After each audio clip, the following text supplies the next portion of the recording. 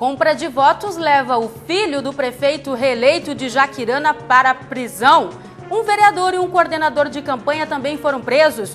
O crime foi flagrado em escutas telefônicas. Veja também, desemprego na região metropolitana de Porto Alegre em setembro é o menor em 20 anos. O Ministério Público abre inquérito para apurar a falta de médicos na UPA da Zona Norte. Ainda, música e poesia se misturam na Feira do Livro de Porto Alegre. E a previsão do tempo, agora no Ubra Notícias.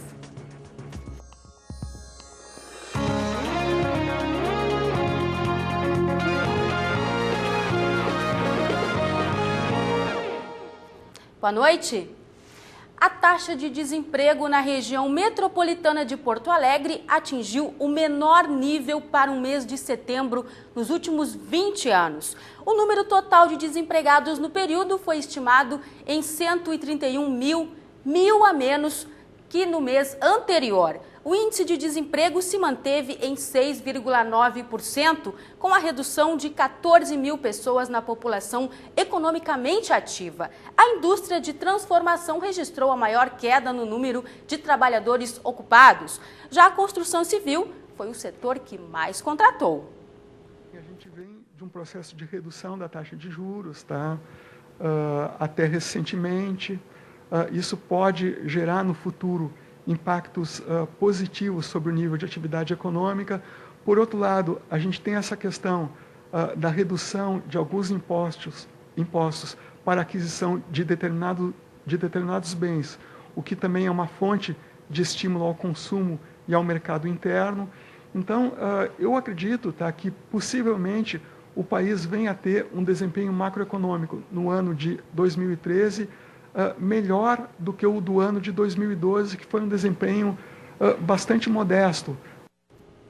Oferta de dinheiro, cestas básicas, eletrodomésticos em troca de votos. É o que revelam as investigações da Polícia Civil em Jaquirana, na região dos Campos de Cima da Serra. A operação denominada de Democracia Plena prendeu 3 pessoas nesta quarta-feira. Uma delas é o filho do atual prefeito que se reelegeu nestas eleições. O Tribunal de Contas do Estado vai analisar o uso de recursos públicos na prática de crime eleitoral na cidade. 65 agentes da Polícia Civil cumpriram 15 mandados de busca e apreensão. Foram presos Ivan Halber, filho do prefeito reeleito, o vereador Orestes Ângelo Andelieri, conhecido como Orestinho, e José Evandro dos Reis, coordenador de campanha. Durante cerca de um mês, a Polícia Civil interceptou 15 mil ligações. O grupo oferecia vantagens desde transporte, dinheiro até alimentação em troca de votos. Há informações de que pessoas de cidades vizinhas também eram aliciadas para que votassem em Jaquirana. Quantos votos vai doar para mim? 8 votos aqui em São Chico, fora o meu e o da Thaís, e fora aí de casa, né? 8 votos em São Francisco, tem certeza disso? Tenho certeza. E vai me deixar tão feliz, eu acho que eu vou beber hoje. Dessas 15 mil conversas, a investigação selecionou aproximadamente 350, onde existe um escancarado sistema de compra de votos. É oferecido dinheiro, é oferecido rancho, é negociado bens duráveis, valores, né, de todo tipo e de diversas mercadorias de diversas variedades, né? Assim, de forma bem clara. A diferença entre o número de habitantes e o número de eleitores é de apenas 53 pessoas, o que reforça a denúncia. Algumas gravações mostram como era feita a negociação. Fala, meu compadre. A turma do BND me pediram dinheiro para acertar uns votos, o que eu faço? Quem é que é? Não, a Lucinéia e o Jair é uma turma que vem de fora. Vê o que dá aí, ajeita alguma coisa. Eu acho que vai dar uns 400, 500 quilos, eu acho, não sei. Até eles me deram uma lista ali de uma turma, 50 para um, 100 para outro. Tá, tenta reduzir o que dá.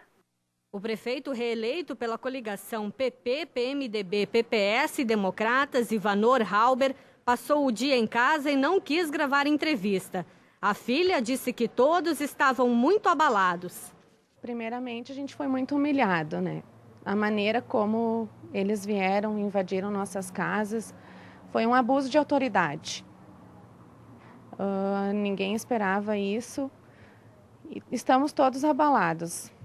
Segundo o vice-prefeito, nada foi feito fora da lei e ele aguarda o fim das investigações. Nós devemos aguardar a justiça, aguardar as provas, né? Porque isso aqui, às vezes, é muito fácil a pessoa suspeitar e, de repente, chega na hora de provar, ninguém prova nada, e daí, né? Sabe que isso é complicado, né? A gente aguarda o melhor, eu não posso dizer que houve ou não houve, de repente pode, né, até eu me comprometer, porque eu acho que agora já, como está na justiça, eles já estão atendendo, eles estão vendo, a gente aguarda o melhor, que a justiça seja feita, né? Já os eleitores estavam divididos. Alguns foram à casa do prefeito prestar solidariedade. Eu acho injusto isso aí, porque a gente trabalhou e a gente trabalhou honestamente. Nós não saímos por aí, sempre dizia para o pessoal assim, ó, voto não se compra, se conquista. A gente está conquistando, não está comprando voto. E eu votei porque eu quis. Outros achavam a situação vergonhosa para Jaquirana.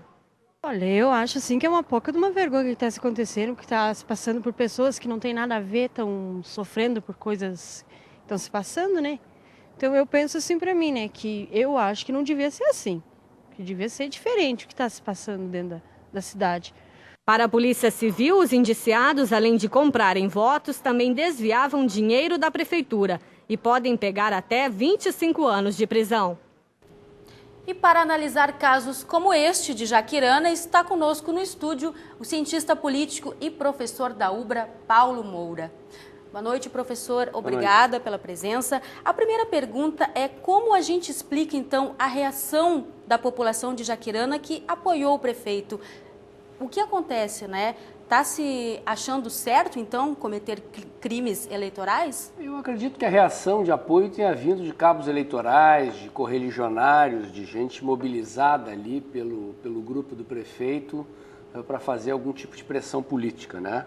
As entrevistas mesmo mostram pessoas contrárias, não dá para generalizar imaginando que a população toda apoiou.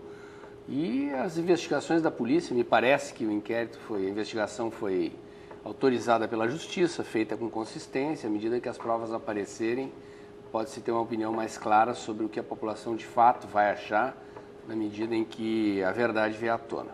Fatos como este nos mostram a necessidade de fiscalização, é isso?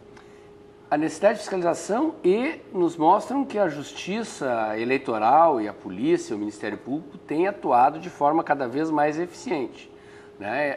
A compra de votos não é novidade no Rio Grande do Sul e no Brasil inteiro, especialmente em eleição para a prefeitura, os fatos relatados com dinheiro, com eletrodomésticos, com rancho, né, com distribuição de rancho, com gente que aparece em comitê eleitoral pedindo para pagar conta de luz e água em troca de voto.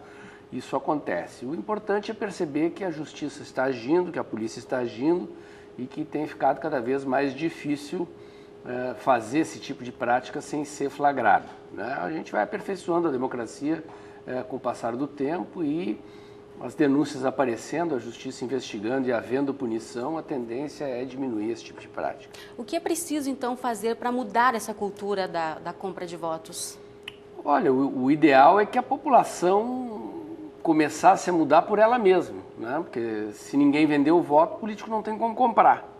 Né? Levar o voto a sério, perceber que a gente está escolhendo o destino da cidade, do estado, do país, quando escolhe um governante, e mudar o padrão de governo e cobrar serviço público de qualidade, cobrar saúde pública, segurança pública, educação, que são as tarefas básicas dos governantes, dentre outras, né? Ao invés de vender o voto, esquecer depois, deixar que o político faça o que quiser no governo, porque quem compra voto dessa maneira governa dessa maneira também, assalta o cofre público, comete outro tipo de crime, e a população, óbvio, fiscalizando, denunciando, mas é preciso mudar a cultura política do nosso povo também, no sentido de que a educação faça com que as pessoas percebam que isso faz mal a elas mesmas. Né? É errado. É errado. Exatamente. Obrigada, professor. Veja no próximo bloco a previsão do tempo para a véspera do feriadão. Até já! Vão até o dia 19 de novembro as inscrições para estágio na Central de Transplantes do Estado, em Porto Alegre. Interessados devem estar cursando a partir do 4º semestre de Medicina. Na primeira fase da seleção, será realizada uma prova escrita no dia 24 de novembro. A bolsa relativa à carga horária de 30 horas semanais varia de acordo com o semestre do estudante.